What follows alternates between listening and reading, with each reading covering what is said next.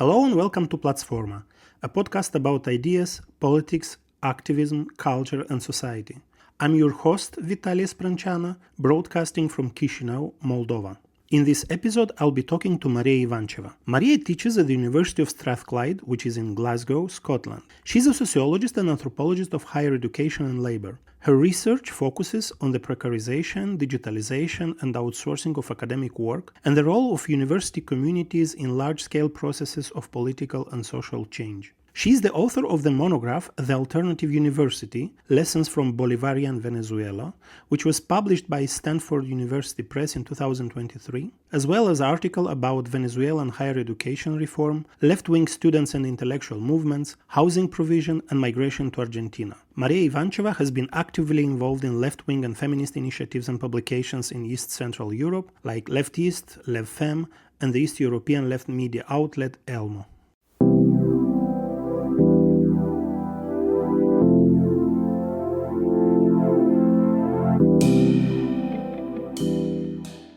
In early January, the world woke up to what may become one of the most controversial geopolitical episodes of the decade. On January 3rd, a wave of reports, leaks, and official statements began circulating about a US Special Forces operation in Caracas, Venezuela, that allegedly resulted in the capture of Venezuelan President Nicolas Maduro and his wife Cilia Flores. Later, President Donald Trump confirmed that, indeed, the operation took place, and he justified it by describing it as a lawful enforcement action connected to a long-standing criminal indictment. Officials in Caracas denounced the operation as an illegal kidnapping and an act of war. In the days that followed, US officials confirmed that Maduro was being held on American soil, facing charges related to drug trafficking and terrorism issued by an American court, charges he has always rejected as politically motivated. President Donald Trump went even further, declaring that the United States of America intended to run Venezuela during what he called a transitional period. This statement sent shockwaves through Latin America and beyond. Internationally, reactions are divided. Some governments frame the events as a decisive blow against authoritarianism, while others as a dangerous precedent that undermines international law. As Maduro's legal fate unfolds in the United States, Venezuela itself stands at a crossroad, caught between external power, internal fractures, and an unknown political future. In this episode, we'll be talking about the recent history of Venezuela, the heritage of Hugo Chavez, who brought the United Socialist Party of Venezuela to power, the political, social, and economic policies of Chavismo, the current situation in Venezuela, the future of Latin America, and the attitude of the left towards the events in Venezuela. Although the attention now has shifted to other topics, Greenland, the ongoing protests in Iran, the Davos Economic Forum, we think that the events in Venezuela continue to be very relevant for our discussions about US foreign policy, about the fate of leftist governments in a capitalist context, about imperialism and the future of progressive politics. Our podcast was recorded via Zoom. Mariya, can you tell us a bit about your relationship to Venezuela? You did field work and wrote a book, The Alternative University, Lessons from Bolivarian Venezuela. What was your research about, and what insights does it allow you into Venezuela of today? Thanks to the invitation, and hello, Vitaly, and to the audience of Platzforma.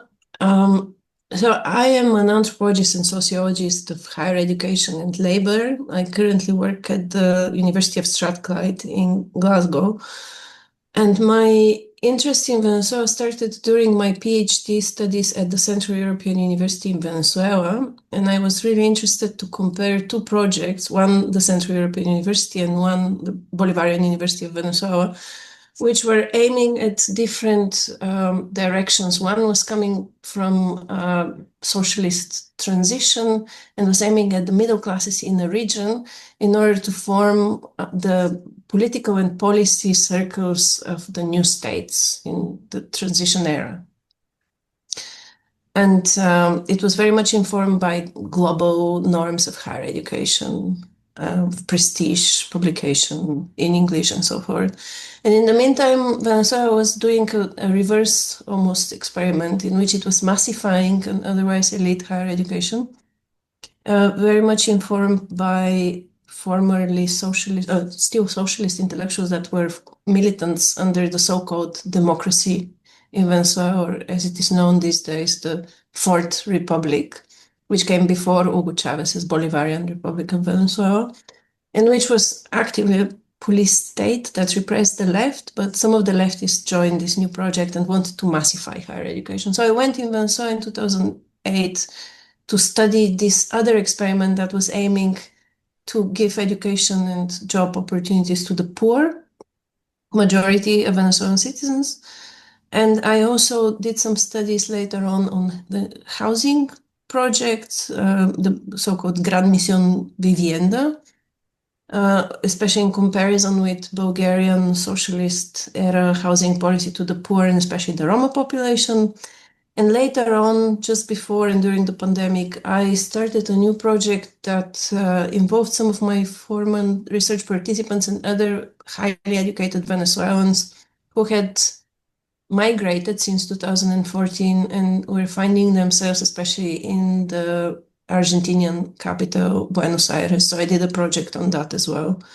So whereas I lived and worked more in a more concentrated form in Venezuela in 2008, 2011, during the so-called period of Chavismo, so while Chavez was still alive, I have followed up on some of the roots and routes in and out of Bolivarianism, the kind of Bolivarian socialism, rather, of some of the people who were, to some extent at least, initially involved in the project.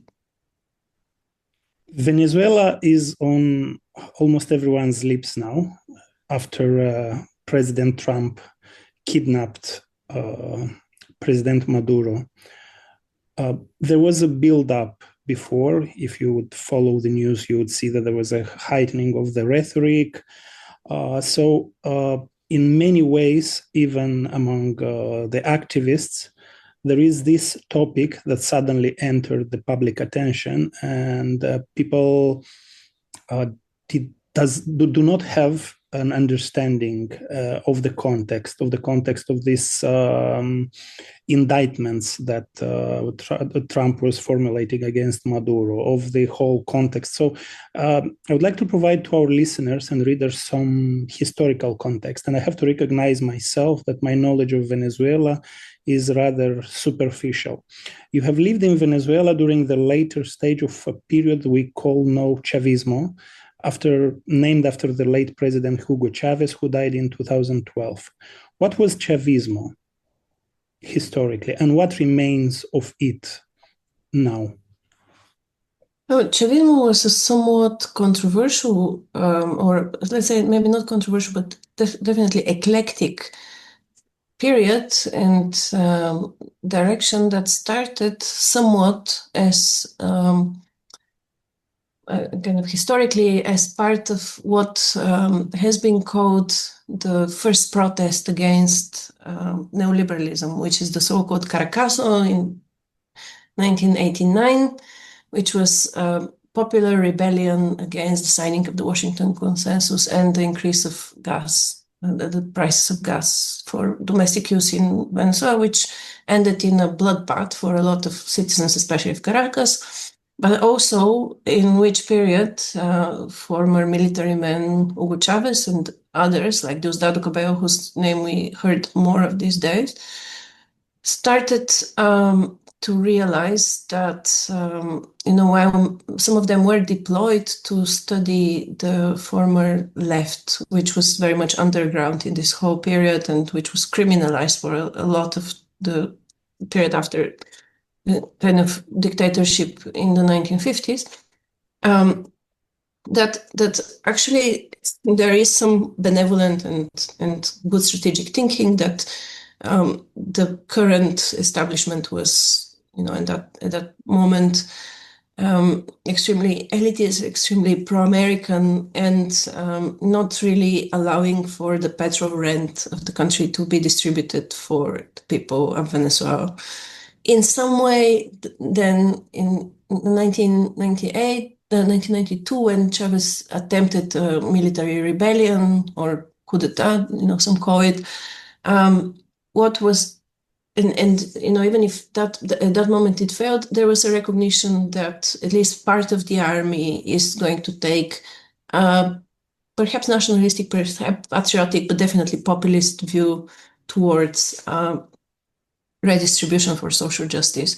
In this way, when Chavez came to power in 1989, no, 1998, sorry, so about 10 years after the Caracazo, what was really important was that he wasn't still a full-fledged socialist, but he was recognized gradually at that point and later on by former and ongoing militants from left-wing guerrilla and more established parties as a possible ally. He was a nationalist, he was religious, and he was an army man. So these are three issues that the left usually has an allergy towards, and yet some of the early era laws that he did, especially around 2001, were very much in favor of redistribution and social justice. They involved fisheries, and they involved education, they involved petrol, and that was very important. So there had been a lot of speculation that Trump wanted to reverse the nationalization of petrol in Venezuela, which happened under Chavez, but that's not true. Venezuelan petrol was nationalized in the 1970s. What is true, however, is that the early Chavismo reforms really produced the possibility for a bigger share of participation of Venezuelan companies in the exploitation of petrol, which until then was, and it still sadly has been, mostly crude, very heavy crude oil that has been drilled and sold directly out to usually US companies. Chevron has been spoken of a lot, for instance. So this was it was a rather mild reform, but the important aspect of it was that there was a kind of increased class consciousness and increased national consciousness or consciousness of a national interest, but it wasn't nationalistic in this very sense, because with the dialogue that Chavez initiated with internationalist guerrilla and left-wing movements within and outside of Venezuela, there was quickly a realization that the trajectory for a Bolivarian socialism can be much bigger, can have impact on already existing socialist societies like Cuba, can have alliances across the continent that are indigenous, that are against the history of slavery, that can transverse national boundaries and can really think of an economy of Latin America, the kind of southern continent at least, in which the influence and imperial ambitions and neocolonial domination of the US is not omnipresent. So in that way, perhaps moving to some of the other issues, it was, at least within Chavismo, there was a kind of increased trajectory of narrative and reforms that were aiming towards socialism of some sort, social democracy. Definitely not a revolutionary socialism as such, but definitely with a very strong sense of redistribution, and at least initially with the idea of diversification of the economy that should not only depend on petrol, but should tap into different other resources and not only kind of extractive resources that Venezuela and other countries in the region had. I want to make a short parenthesis and to ask you, since we have mentioned several times Bolivarianism, Bolivar, can you explain shortly what is the role that Simon Bolivar, plays into Chavismo, and how his figure, in a way, reinterpreted, of course, kind of played a role in Chavismo?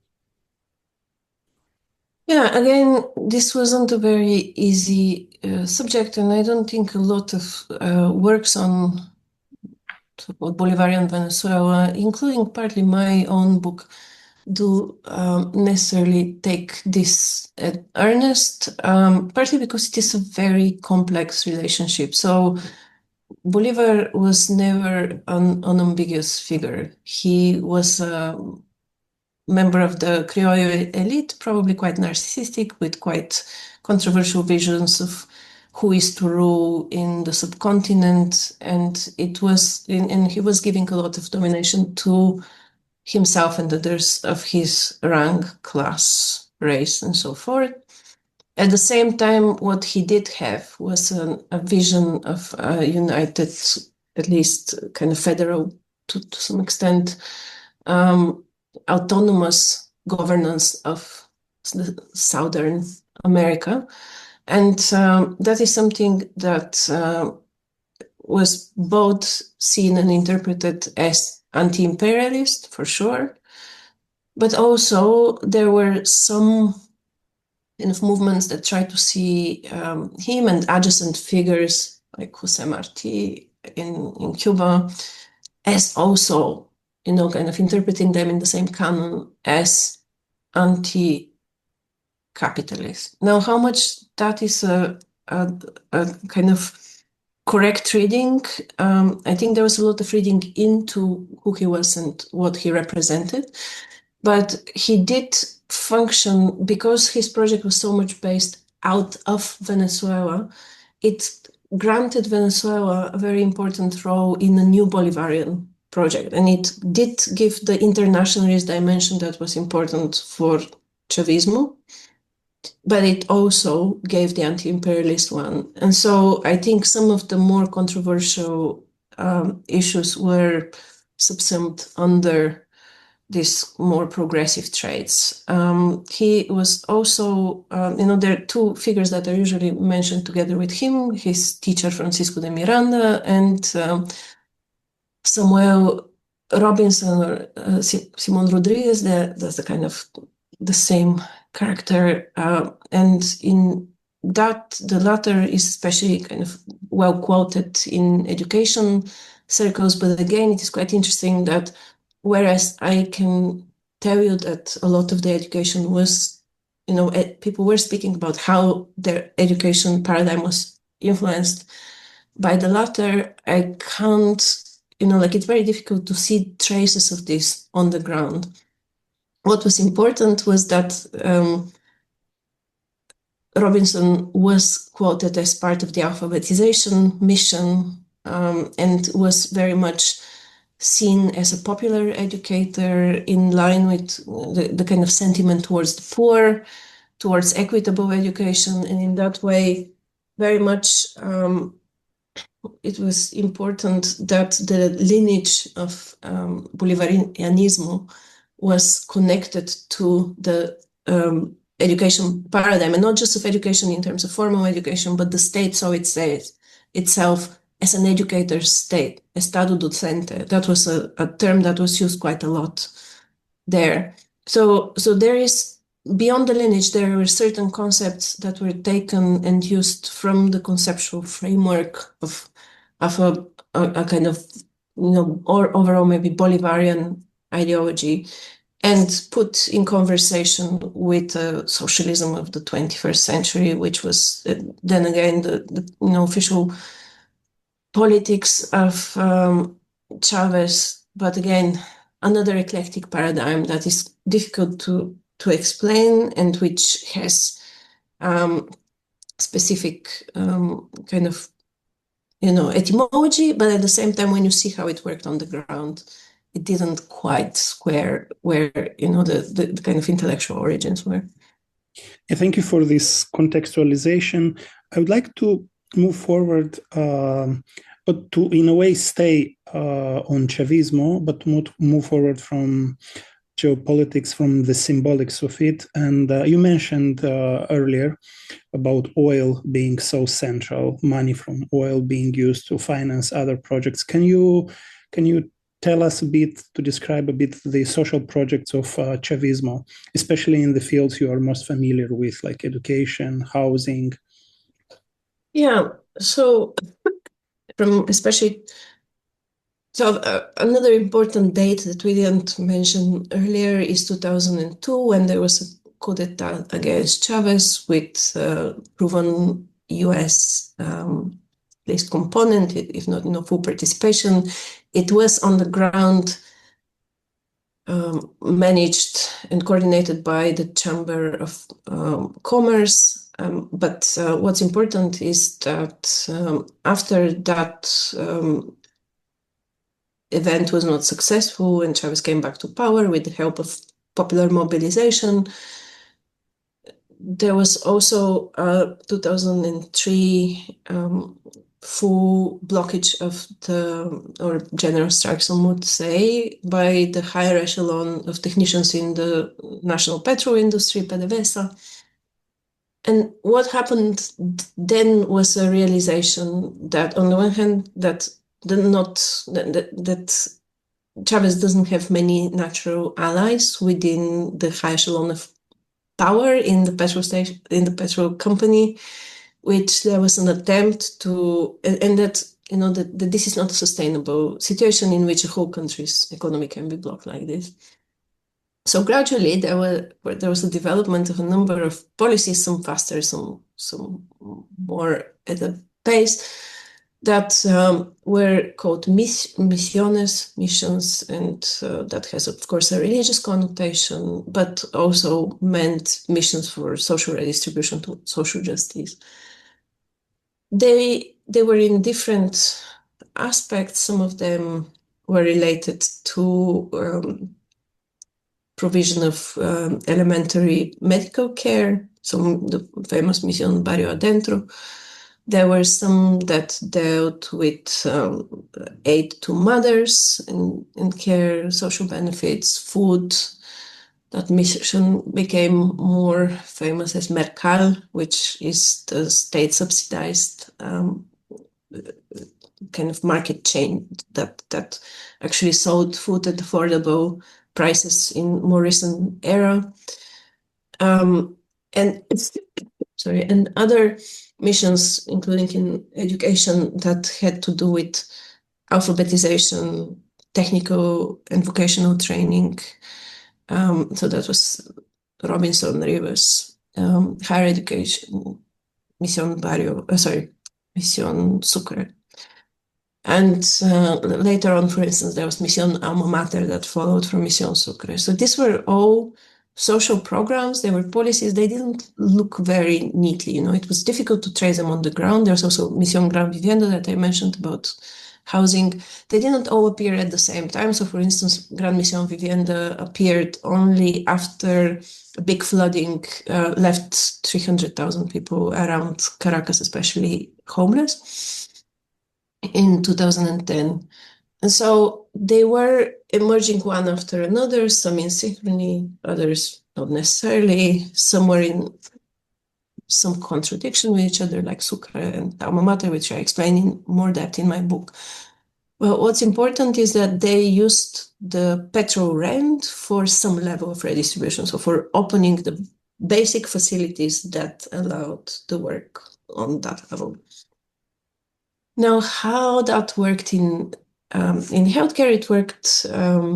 Amy Cooper's work on that is quite interesting, to follow. But what is important to know is that these were basic kind of GP clinics in the barrios. They weren't specialized clinics. They were, to a very large extent, the kind of almost first aid and basic support But this was something that Venezuelans didn't have access to in large numbers. A lot of healthcare was privatized and so forth. The problem is that the next level, so the level of diagnostics and the level of more specialized care was left into public hospitals that were not necessarily for a longer period of time subsidized. That created a lot of contention among doctors and nurses. And that by the time that there was barrier dentro 2 for diagnostic, barrier dentro 3 for providing really medical supplies and technology to hospitals, there was a lot of sabotaging and a lot of kind of contentions around that. In higher education, similarly, this was, there was the basic education, the basic higher education was provided to a lot of people. So more than 500,000 people received access to higher education, but they were placed in different, so not everybody could go to the main university campuses. Some of them had to stay locally in their villages, sometimes because of access issues remotely, but also because of issues like, not sufficient funding for new campuses to be open, and this understanding of decentralized education, of education going to the people as in the Open University in the UK, for instance, rather than the university, the people going to the university. However, that meant also that these universities needed to have credible staff and accreditation. And this accreditation for a long time was left to the other public universities, which were in the hand of people sympathetic with the opposition. And that meant a lot of the knowledge production and education was very much first aligned with agendas that weren't necessarily Chavismo's own, but also, and importantly, that were seen from outside the universities themselves and out in the country and outside as second-class institutions. So there was a lot of money spent, but then these were major projects, and a lot of times there would be programs that are set in motion and then changed very quickly, or then something else happens. Somebody's taken out, not necessarily pressed, moved across to another unit, to another ministry, to another institution. And then there's very little continuity in the politics and policy within institutions. There was a lot of contention around staff training, something that I write about in my book.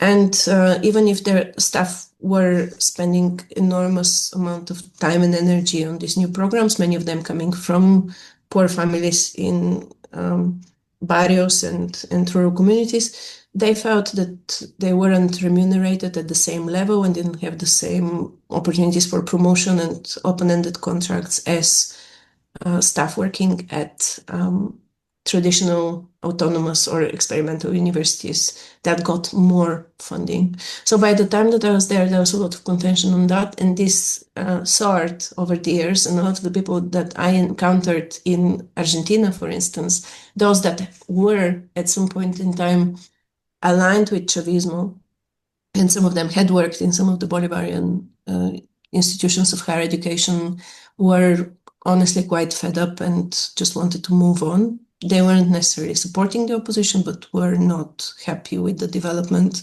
and the opportunities they were given, because it felt a bit half-baked, let's say. So similarly in housing, there's the Gran Misión Vivienda, it continued, it built housing units, but for many people that meant moving even further afield in their own barrios, and it came to Caracas, and starting life afresh in a place that doesn't have any infrastructure, that doesn't have any social memory, and so forth.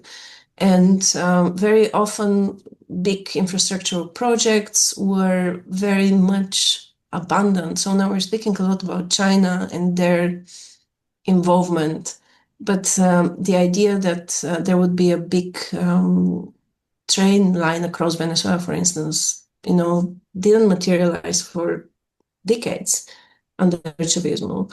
even if it was, the sponsorship was established and so forth. So a lot of these projects had very good benevolent intentions, but they didn't really, live up to the standard, partly because of opposition supporters' sabotage. And maybe one more kind of example I can give about that would be the diversification of the economy. So there were a lot of attempts to find ways to make, for instance, food or local production kind of the anchor of new economy in the country. But a lot of times these were shifting units that like you form a local cooperative. But then there are two big issues. One is that you still work within market economy. And a lot of times, and I spoke to some cooperative movement workers who had established their own little patch of, vegetable growing, and their product was bought by merchants and then sold to them at triple or so the price. So they were struggling to make ends meet. I said two, but actually three issues. The second is that most of these projects were dependent very much on credits from banks, for which you still needed to do quite an elaborate application. And a lot of times it was, let's say, opposition supporters that actually had the education, training, and language that allowed them to do that. And then last but not least, a lot of times there was an initiative by the state, and then somebody starts, sewing T-shirts for the revolution, or having community gardens that will produce agricultural produce, or something else. And then in 3 days, or community media, and then in 3 days or in 3 months, everybody's kind of already set up to start the production. And then the line of the government changes. And then people have to reshuffle. So there was a lot of short-term kind of planning that really hampered this process. Thank you very much for this nuancing explanation, because I wanted to compare it with this very simplistic explanation that Chavismo was a kind of set up against very high prices for oil. And then when the price fell down, the regime ran out of the money, and that's the whole story. As if to kind of consolidate this liberal story that, market economy works and socialism works until there is money. So thank you for providing these nuances where you show that it's not only the money from the oil, but it's a lot of other things. It's like internal opposition, but also short-term thinking and improvisation and so on and so forth.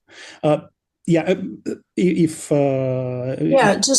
to add that, the thing is that because every time that one of these projects or lines misfunctioned,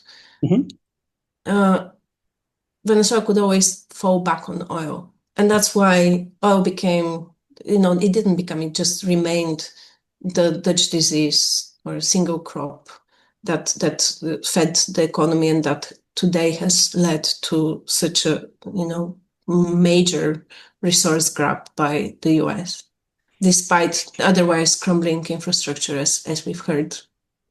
Yeah, before I would like to move to Maduro, since he's the kind of the pretext for us talking.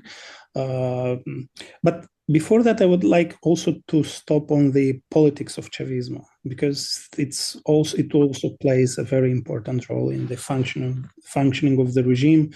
Maduro is seen, or was portraying himself, as an inheritor, as a continuation of Chavez. I will discuss later if that was the case. But Chavez, and I read also your article from 2016 in which you were mentioning some of the contradictions.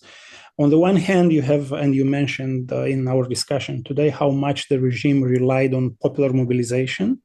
On the one hand, on the other hand, in your article, you mentioned about this hyper leadership, this kind of centrality, this kind of hierarchy of the revolution in which Chavez is on top. So there is this uneasy, in a way, alliance configuration where you have to combine both, like, and the whole promise of participatory democracy, of radical democracy, was to empower and to give voice to ordinary people on the one hand. On the other hand, you still have this kind of figure where, like, this kind of military man with a kind of very clear hierarchy. So how this coexisted in the regime? It coexisted more or less naturally, perhaps not without convulsions and contradictions, but it, everybody, so it is a bit of a cliche to say that Venezuela has had a history of what is called caudillismo. So this is a kind of big, what in Eastern Europe we would call local baron, or big oligarch. Oh yeah, oligarchic leader. I encountered somewhere like the group of people around Chavez were called boligarchs, like boligarchs, yeah. Well, or Boliburguesia. So they were called Bolivarian bourgeoisie, as the Červena bourgeoisie in Serbia and so forth. So it is a difficult one. And I think a lot of researchers answer it very differently depending on where they were positioned, or researchers, activists within their research. If they were positioned within, say, a barrio, and they speak about, I can give an example with Joe Maher, who speaks very much about we invented Chavez, we created Chavez, we the collectives, we the local movements were there before him, and we will supersede him, and so the project is not about him. The project is about popular democracy, sovereignty, dual power, and so forth. When you sit with a lot of journalists did, with people from the educated elites in specific areas of Caracas, many of these people, even if maybe in international context they would take left-wing perspectives, they had quite a strong class aversion and elitist aversion towards Chavismo, including from a very lefty point of view, and that's a lot of anarchist circles that think that they don't live up to the expectations of pure theory and so forth. And for me, and I don't want to say that I'm taking the middle ground, and I'll give you the kind of neutral position, but from where I saw the regime, there were a couple of issues that were very important to trace, and that was, one is, I saw it, and I wrote in an article with Stefan Krastev in Foucault about the kind of project that I saw within Chavismo that had, on the one hand, a strong masculine charisma of the left leadership, and it could be Chavez, but we saw that translated quite naturally, in fact, in Maduro. And it is interesting that Chavez selected him rather than, for instance, his wife, Celia Flores, who was the head of National Assembly under Chavez, who was his lawyer, who is a leader on the left, whatever we think about her immediate politics, to inherit him. So this meant that the kind of face, the front, the speaker was always going to be this really energizing the crowd person, in line with a lot of history of Latin America and global left. And then on the ground, what you could see is a lot of, especially women, single mothers, in the working communities, who were carrying the revolution on their shoulder. And they didn't do that like really with a bitterness, that I don't want to ascribe that to them. On the contrary, for them, this project was giving enormous agency and empowerment. And it was important for them that they, for the first time, were seen as the agents of change, for the regime, for a different future for their children and for their communities. But that was quite an unbalanced power, and it also meant that the kind of what stayed in between those two distinct actors or groups, one quite big, one quite small, were two things. There was a growing disgruntled population, and disenfranchised, feeling very much that the promise of the petrol state didn't yield the fruit that they were to be given and to be entitled to as members of that state and community. And a lot of them were also, some of them were from the so-called middle class, people that felt that the upward mobility that they were promised through higher education and high-skilled jobs would never take place. And on the other hand, there was a kind of big population of the poorest of the poorest, which I saw in my research on housing more than in higher education, who never really benefited very much from the Chavista reforms. So what you could see in some barrios, and that was very interesting to see, like it was really a kind of almost graphic, you could see it the way that you would usually climb the hill from the bottom where the bus or, the staircase starts up into the neighborhoods that are up on a lot of terrace hills in Caracas, is that very often the lower kind of or first part of the hill is already under a lot of infrastructure. People are much more politically aligned to the party. They're the clients to some extent, and that's actually Matt Wild's work on crude, the promise of crude, also published in Stanford University Presses. My book is quite good to think of one of those families. So this is where the reform really mattered and where it really kind of changed things structurally as well. For some families, and these are the families that would probably are the diehard Chavistas and would not change, not always because of their political allegiances, but because of certain clientelism. And this is what we can connect to the work, for instance, of Ilya Budraitsky's on Russia nowadays, or a lot of scholars working on Hungary and their patron-client relations and so forth. So this is interesting to think of, that this was a bit colorless, not always political, but very much important strata that has carried the regime through.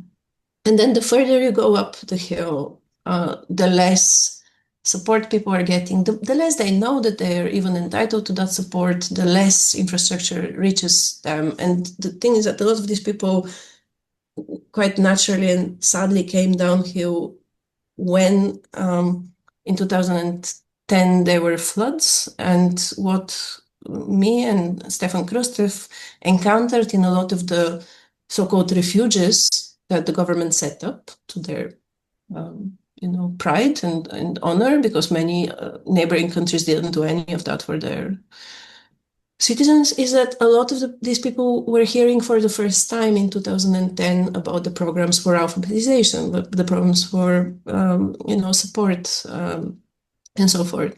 And that was interesting. That was actually telling of the difficulty for many Bolivarian activists to go to some of these spaces, because they are historically ridden with structural inequality and violence. And so it was quite interesting for me to be going to some of these communities at the same time, who had suffered to some extent, and going with some students from the Bolivarian University and really connect, kind of join the dots between the people that were really at least benefiting to a certain extent from the project, and those who weren't. And many of those who weren't and never felt empowered very much crossed the border through Colombia, kind of Panama up to the US, or down on the Pan American, or down to Brazil.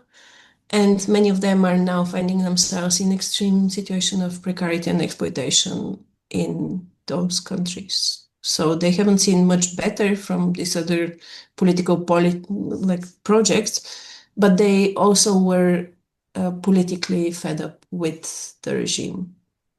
It's up to, I think it's up to 8 millions. I've encountered a lot of numbers, and I think this is the highest figure, like around 8 millions, which would be almost 1/4, up like between 1/4 and 1/3 of the population, Venezuelans. It is very difficult to determine, because at first,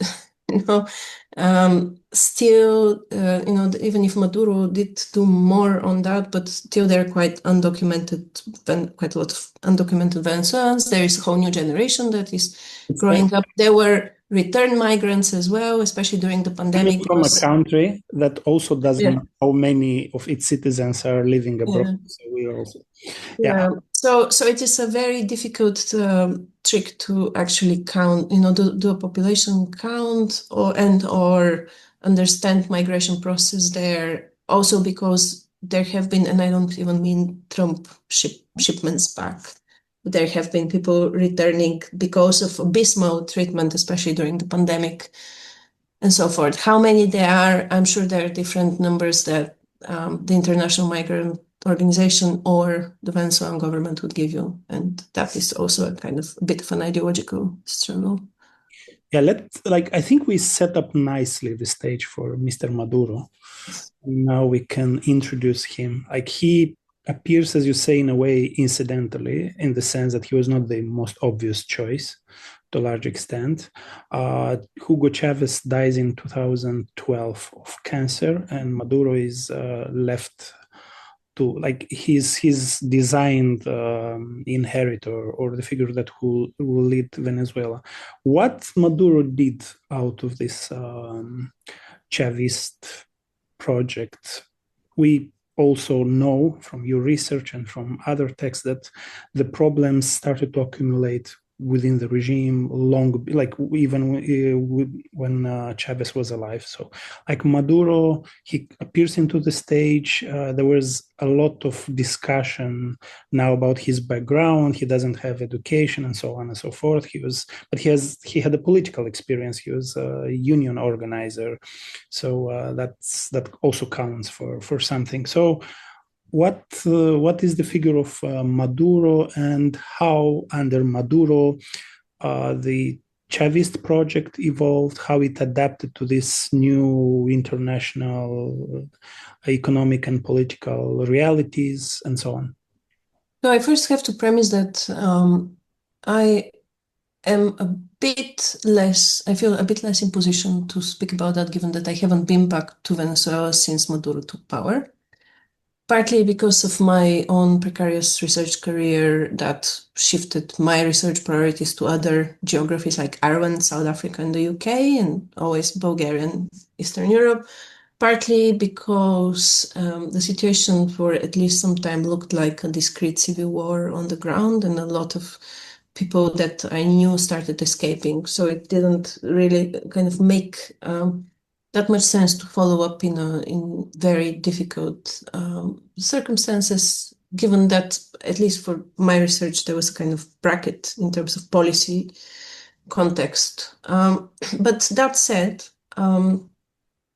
what I have learned from following the news, following friends and research participants, interviewing migrants from Venezuela during the pandemic and so forth, is that there were a couple of main things. One was, of course, the sanctions from the US around petrol and around exports, imports, and so on and so forth. So it was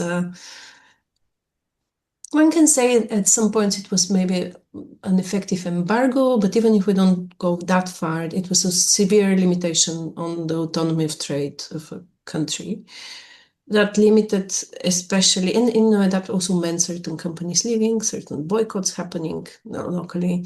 And that meant that Maduro, who appeared on the scene, as a replacement of Chavez, more as a what they were saying, more as a choice of Fidel Castro than necessarily of Chavez himself, but also who lacked initially the political legitimacy and was challenged, including by an almost effective coup d'etat by Juan Guaido. So he was struggling to keep a country, its economy going, and to keep his political legitimacy. And in order to, with a constant threat from the US, which we cannot at present, even if before maybe there were people that would say, those are these exaggerations, what we just saw confirmed each and every suspicion of all the Venezuelan governments against the US since the beginning of Chavez's rule. So because of that, it seems that Maduro gave a lot of power to the army. And part of that meant that they had a lot of power to hoard and deal with all sorts of resources, especially food. And that meant an enormous corruption and enormous clientelism in the highest echelon of power. In the meantime, what seems to have happened is that whereas during Chavismo, I could attest that the political opposition was not physically repressed and not even necessarily repressed in the media. They had their own media, they were private media. One of those licenses of one of these televisions was not renewed, and there was a big outrage. But beyond that, there wasn't too much contention on that level, so it felt a bit exaggerated. But it seems that since then, there are enough accounts of significant repression, including physical repressions of discontent, of dissent, and that means dissent left and right. And there were cases of repression of union leaders. There were cases of repression of indigenous leaders around the Maracaibo Lake and other places. And while the opposition that we see abroad wants to see itself as the only kind of source of political legitimacy, there were, including some left-wing parties like the Communist Party, which is an unreformed Stalinist party still, and other political projects that did not necessarily see a day of light, and in which what in Chavismo functioned more as a self-censor and censor of dissident voices under the motto of not to give arms to the hands of the enemies. Now it seems that there were arms that were deployed against and beatings and everything that the Venezuelan and Latin American political history is so rich in, which is political repression, just got renormalized. And I can't stress strong enough that Chavismo was rather the exception of that rule, that the cherished liberal democracy era before Chavismo was a repressive police state that was very much subservient to CIA interests, that was very much getting rid of, very, very often young guerrilla student leaders in mass graves, and were, really not allowing for much dissent, except very obedient such. That this just got pulled in and renormalized, but this is part of political history, especially on the right, across Latin America.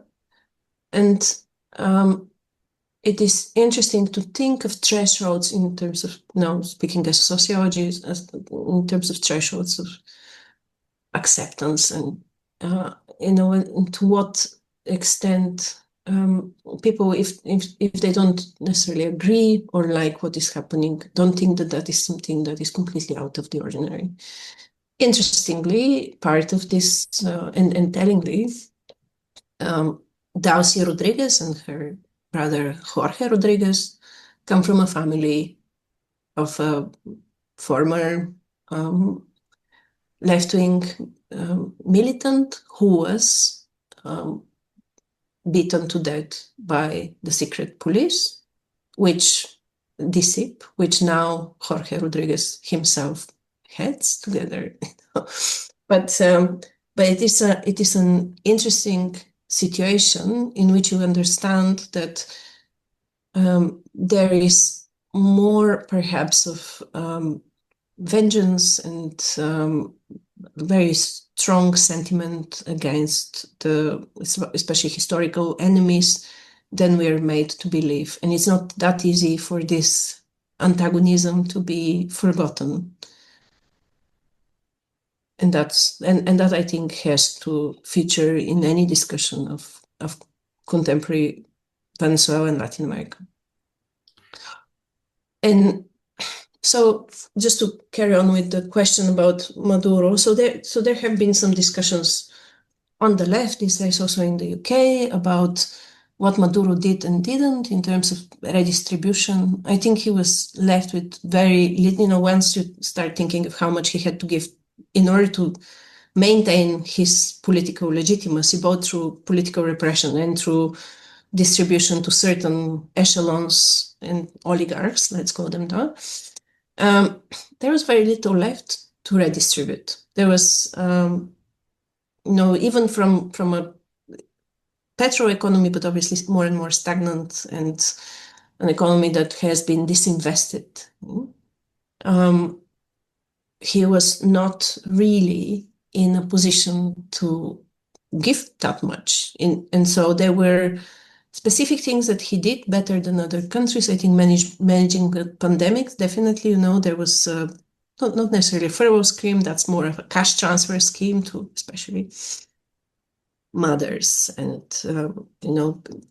carers in the community.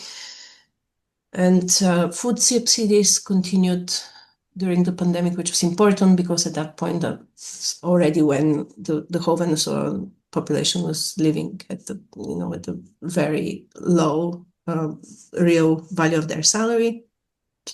But at the same time, what it seems he did not manage is to really gain the political legitimacy among his own circles, among the circles of his own kind of closest clientele, in order to allow for some of this redistribution to happen in order to support his political legitimacy. So this is kind of quite interesting for me now, that indeed there are people in Venezuela that are protesting against this really brutal gesture against Maduro and, really brutal oppression, really quite, honestly astounding gesture of power grab that's happening to their country. But I don't see and hear among the accounts that I follow and so forth that much support for Maduro himself to remain in power. Even if people want him back in the country. And I think a lot of people would have welcomed change, but they didn't see it happening this way. So it is, what in Bulgarian we call fight evil with evil. We call it in a slightly different way, but clean is beaver. So it was not the outcome that I think anybody, including the political opposition that we know from the West, around Maria Corina Machado and others, envisaged as the best case solution for Venezuela, despite the fact that they were inviting the US to come, but they did want a piece of the pie, and now it doesn't seem that they're going to get it. Yeah, I've seen today the a screenshot from Trump's his own social media network and account where he was presenting himself as acting president of Venezuela. You've probably seen it too. If not, it's like, yeah. So I guess that nobody kind of could imagine that scenario. So on this, who is in charge now? Because as we were discussing before this podcast, at one point Venezuela was everywhere in the news, and now it's kind of because of what's happening in Iran, it's a bit outside the highlight, the kind of, and what's happening there.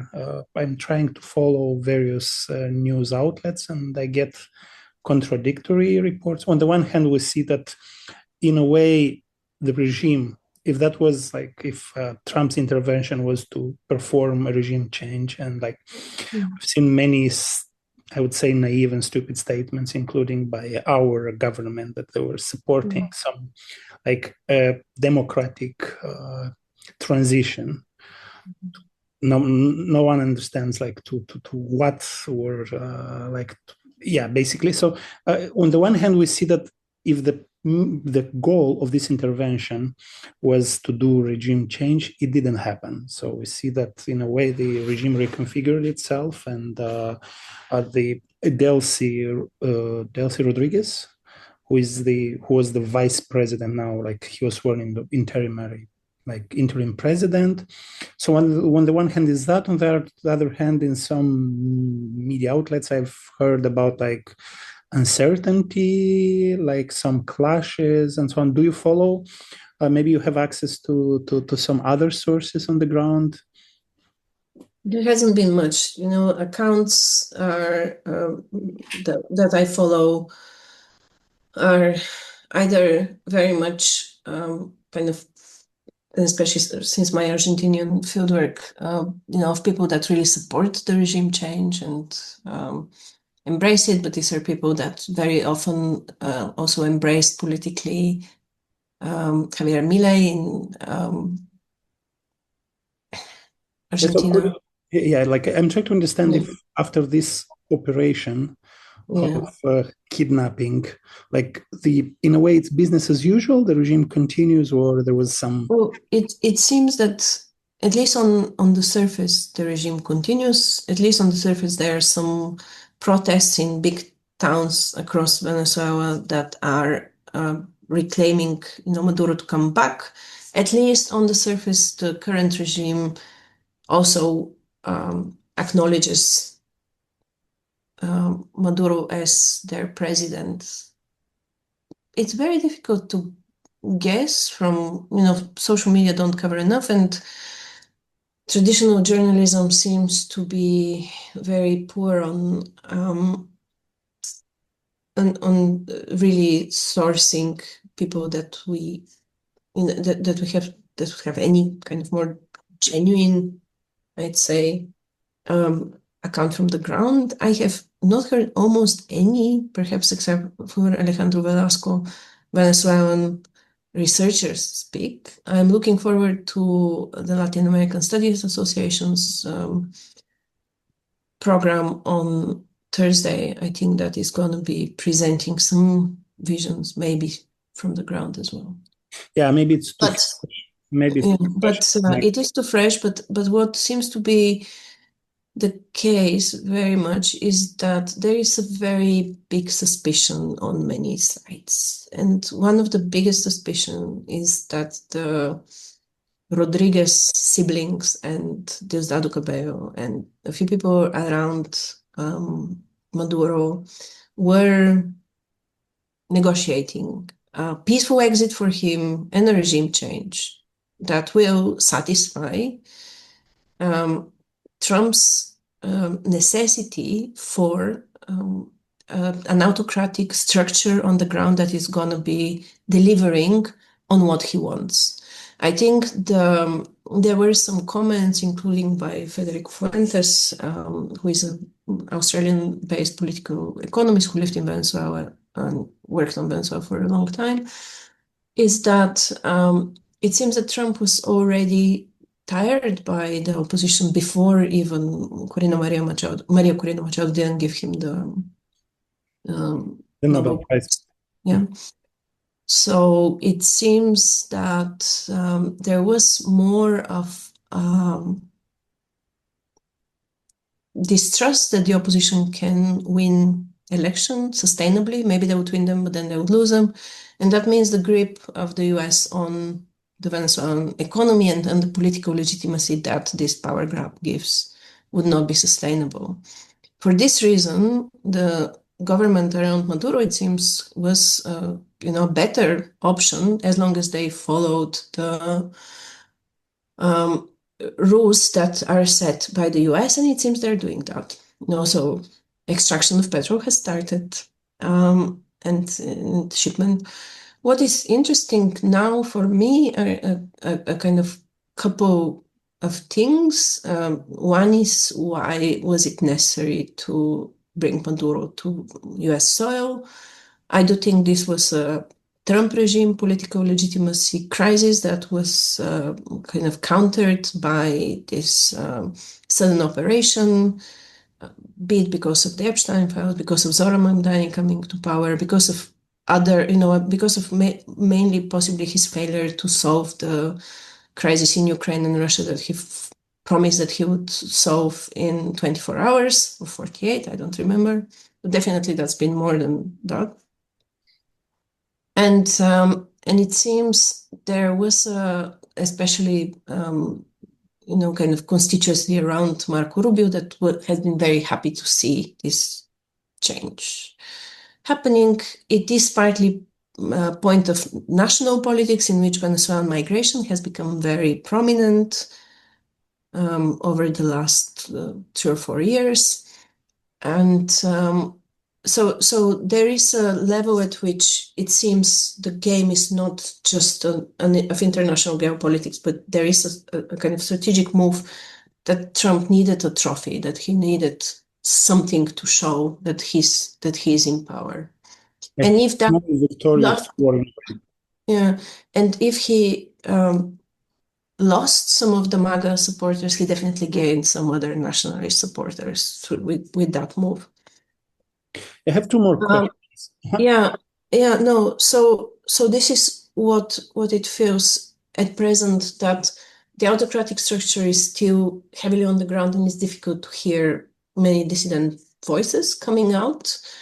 People are also insecure, and it seems that at present grand gestures of dissent and critique would not be necessarily expected, especially for those depending on this regime change being to get passports and escape in the next round.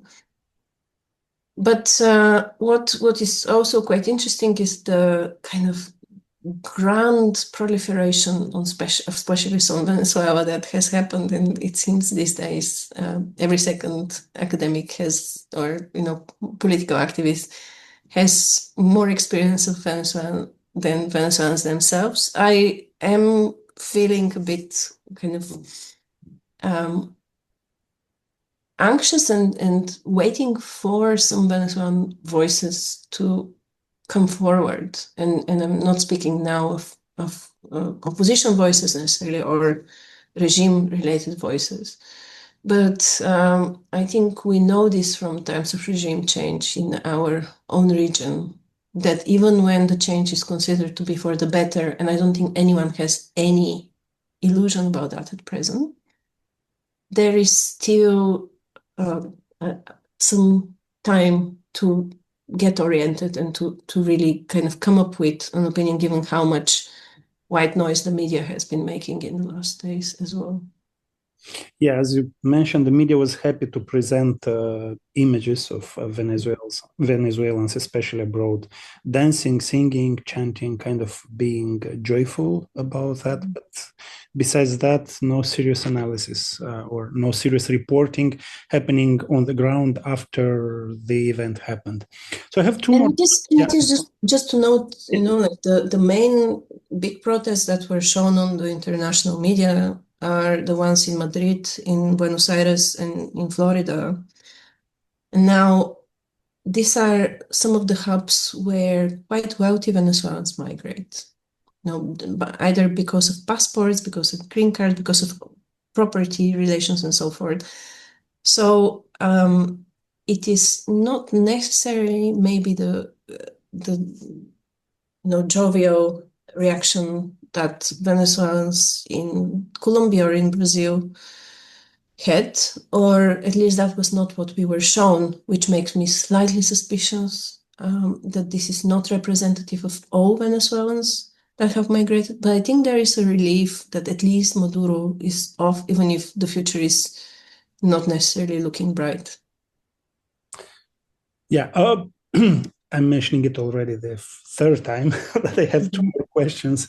One of them is, and I could address both at once, and then you choose the order in which you respond to them, and then so the one is about, in a way, and I'm taking the mood of this question from your article about the possibility, in parentheses, impossibility of a left-wing critique in Venezuela. Like my question would be, what about now? What should or could be a viable leftist position on Venezuela, given all this context, given all these nuances that are about the local context, but also the international, the geopolitical context, and so on? This is one question. And the other question is related to, in a way, we were not correct to say that there was silence about Venezuela, because there was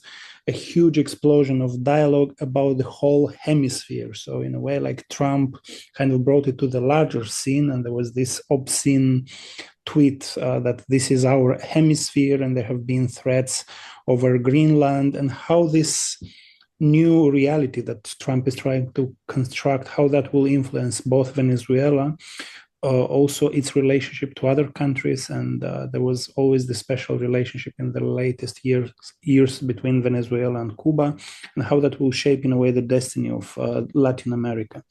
So there are big questions. You pick the order in which you want to answer to them.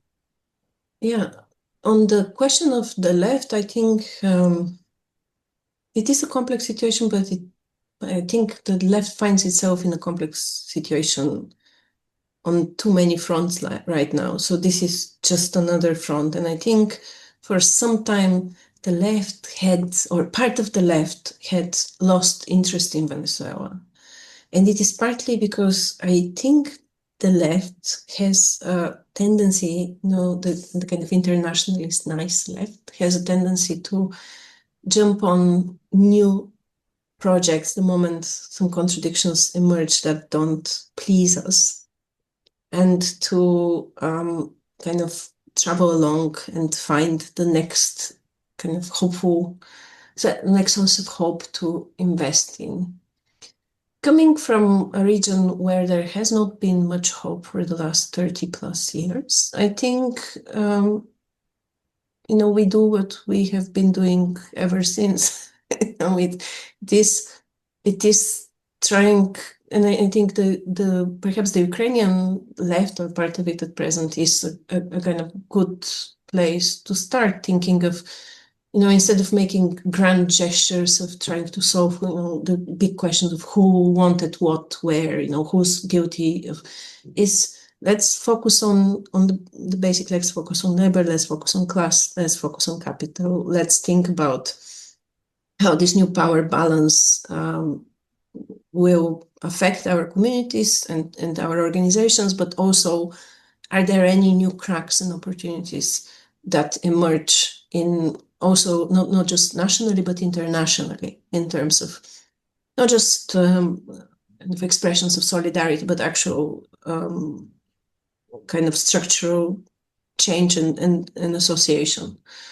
And it is interesting now to what extent what's happening in Iran can be connected, because there has been a lot of people trying to claim it for another Trump victory. These are the people that are pro-Western and so forth.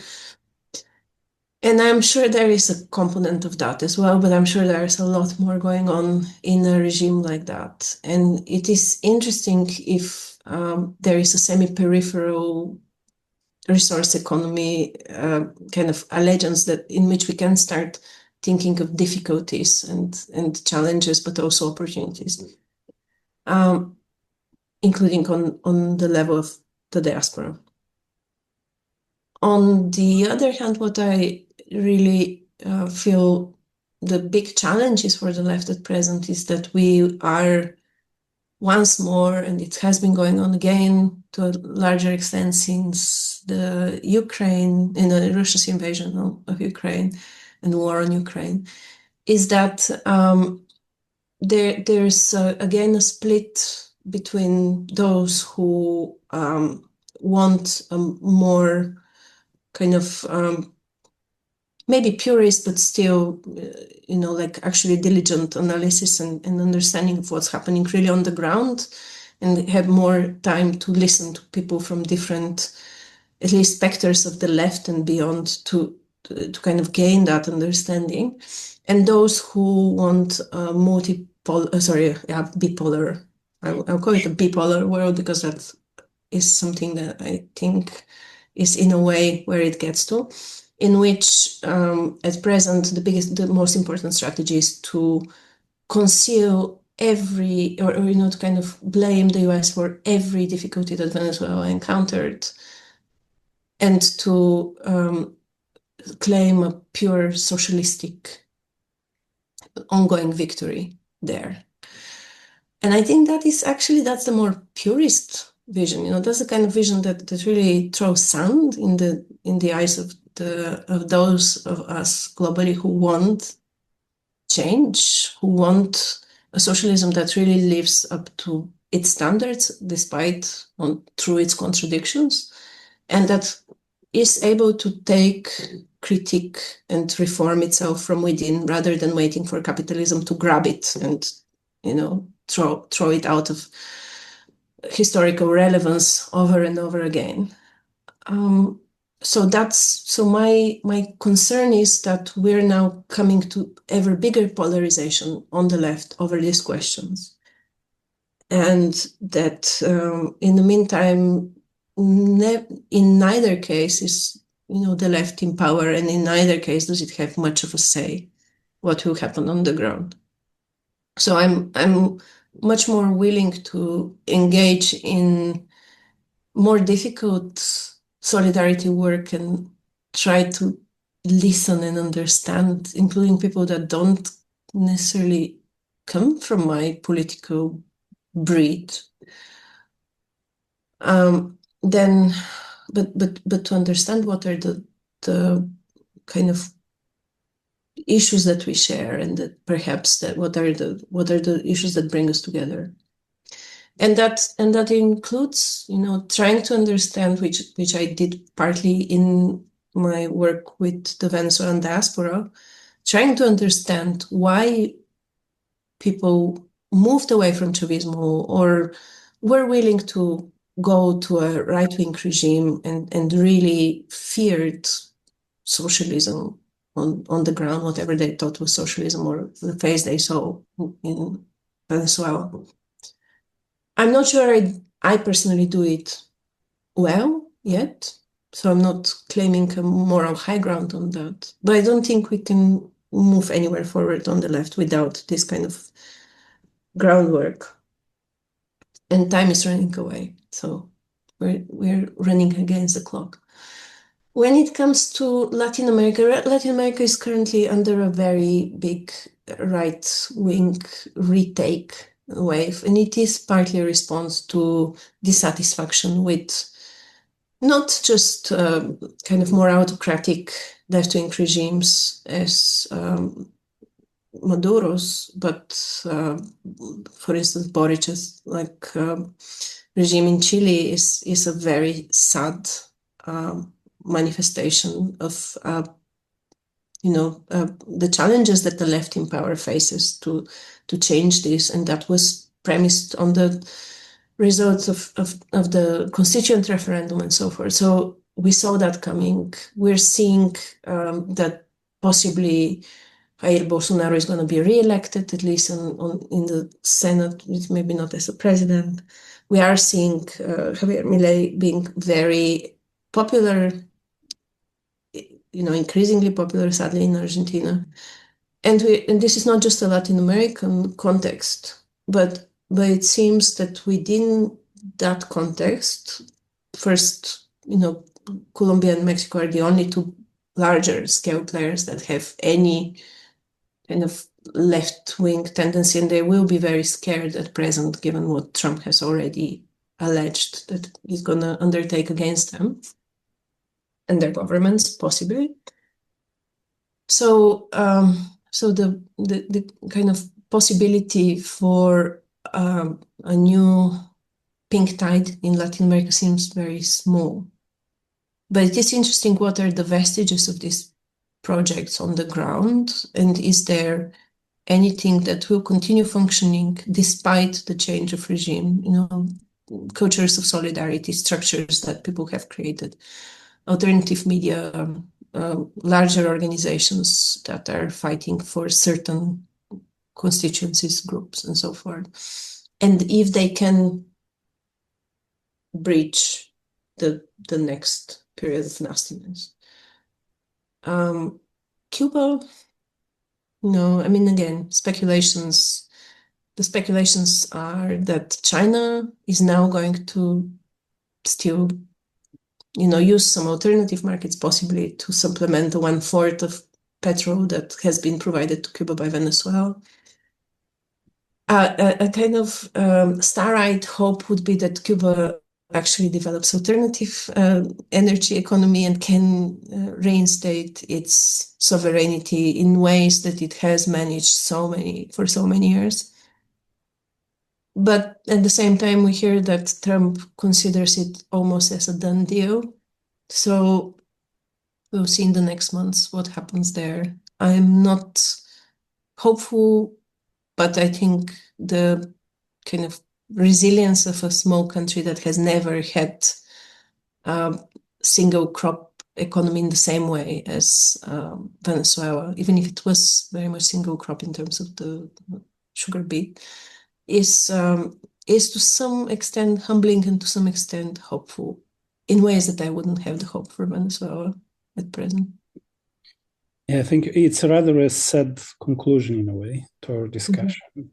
This kind of lack of hope, this kind of collapse of the pink tide.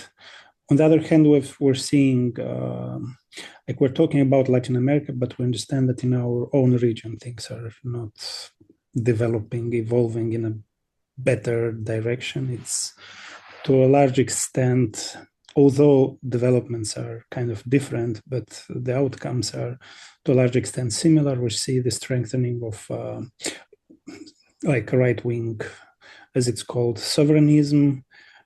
We've seen like as a kind of corollary, or like as a kind of, we're seeing the rise of the so-called illiberal civil society and illiberal democracies and so on and so forth. And I remember, like, because we've studied at the same university, I remember the hopeful years of the 90s when, for example, the human rights were supposed to constantly expand. And we're seeing now some of the basic rights, like right of the woman to decide about their bodies. And Moldova is still, to a large extent, I don't know, like it's a kind of a mystery, but we have ratified the Istanbul Convention. We have adopted laws that allow the feminization of professions. And but I know that in Bulgaria, the situation is completely different. I don't expect the situation to last very much in Moldova, also given the fact that a lot of this so-called liberal progressivism was funded from the US, and it was kind of was dependent on this foreign agenda. So we probably will see also very humble and very sad developments in our own region. Thank you very much for this discussion. I hope maybe just one thing to say about international law. It's we are seeing now it's been breached, but it's been breached for so many years in our region, including and now in Gaza, to such an extent that what happened was not a surprise. I think we have to give up on this illusion that international law and human rights can still serve as a agenda of equality and democracy if they continue being interpreted in the way they have been, selectively and only in order to support certain political projects in power. Yeah, I remember my first politicization occurred in 2003. I was a student at Sofia University. It was the occasion of the US invasion of Iraq. I think for me, that was the moment on the one hand. So to a large extent, for me, it was not a new situation. But on the other hand, I've seen, for example, the almost complete silence on our authorities on the subjects. And on the subject of Venezuela, except like the third or fourth day, our foreign ministry issued this message, this statement that we want to see a gradual, clear transition to democracy, although that was never mentioned. I was thinking, like, for a country such as Moldova, the only alternative in this world would be to really be one of the biggest supporters of this international law, like norm, rule-based, and so on, because there is no option for us. But even in this, our government kind of preferred to be very silent and to let the storm kind of pass by and somehow maybe like let the things clarify. And so it's also said that even for countries such as Moldova, which probably will be the biggest beneficiary of this rule-based order, even here we see silence. And I'm not mentioning now the Europeans and like the EU and others. So, but thank you very much for this discussion.